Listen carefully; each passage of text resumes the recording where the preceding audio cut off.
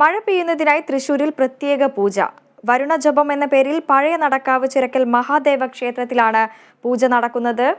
അനീഷ്, ചൂട് കൂടുന്ന ഒരു സാഹചര്യത്തിൽ തന്നെയായിരിക്കും ഇത്തരത്തിലൊരു പ്രത്യേക മഴ പെയ്യുന്നതിനായി പ്രത്യേക പൂജ നടക്കുന്നത്. വരുണജപം എന്ന പേരിലാണ് നടക്കാവ് ചിറക്കൽ മഹാദേവ ക്ഷേത്രത്തിൽ പൂജ നടക്കുന്നത്. പൂജയുടെ വിശദാംശങ്ങൾ.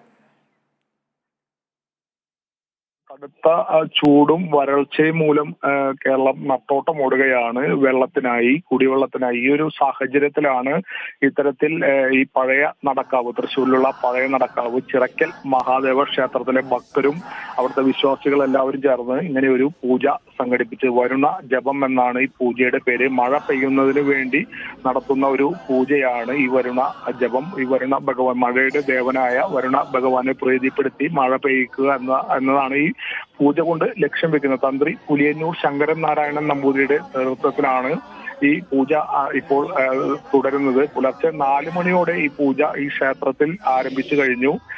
40 വർഷം മുൻപാണ് ഇത്തരത്തിൽ സമാന രീതിയിൽ മഴ പെയ്യിക്കുന്നതിനായി ഒരു പൂജ, ഈ വരുണ ജപം എന്ന് പറയുന്ന ഈ പൂജ നടത്തിയത്. പിന്നീട് ഇപ്പോൾ 2024 ഈ സമാന രീതിയിലുള്ള ഈ പൂജ ഇപ്പോൾ ആരംഭിച്ചത്. 1000 ആവർത്തി ഇത്തരത്തിലുള്ള ബന്ധപ്പെട്ട ഒരു പ്രതികരണം ലഭിച്ചിട്ടുണ്ട്. അതിലേക്ക്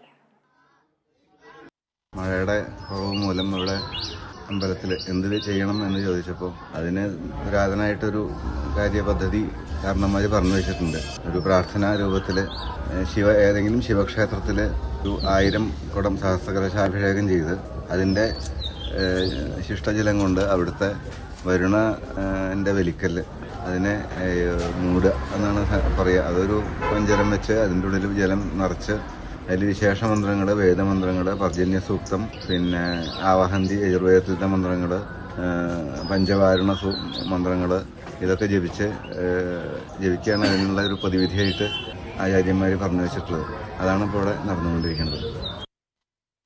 അനീഷ്, തുടരാം. കേട്ട പ്രതികരണം തന്ത്രിയുടേതാണ്. തന്ത്രി പുലിയന്നൂർ ശങ്കരനാരായണൻ നമ്പൂതിരിയാണ് ഇപ്പോൾ നമ്മൾ പ്രക്ഷേപണം ചെയ്ത പ്രതികരണം. എന്തായാലും വരുണ ഭഗവാനെ പ്രീതിപ്പെടുത്തി മഴ പെയ്യാനാകുമെന്ന ഒരു പ്രതീക്ഷയിൽ തന്നെയാണ് എല്ലാവരും.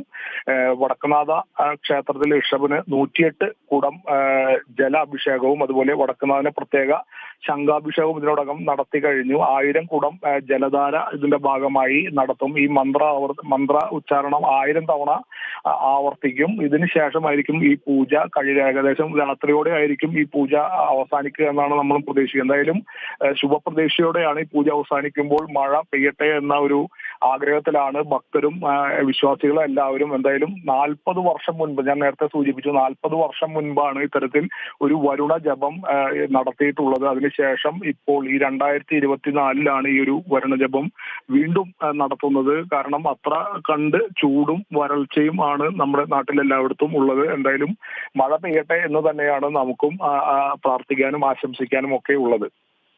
വൃന്ദ, വ്യക്തമാണ്. വാർത്തയുടെ വിശദാംശങ്ങൾ നൽകുകയായിരുന്നു തൃശൂരിൽ നിന്നും അനീഷ് ആന്റണി.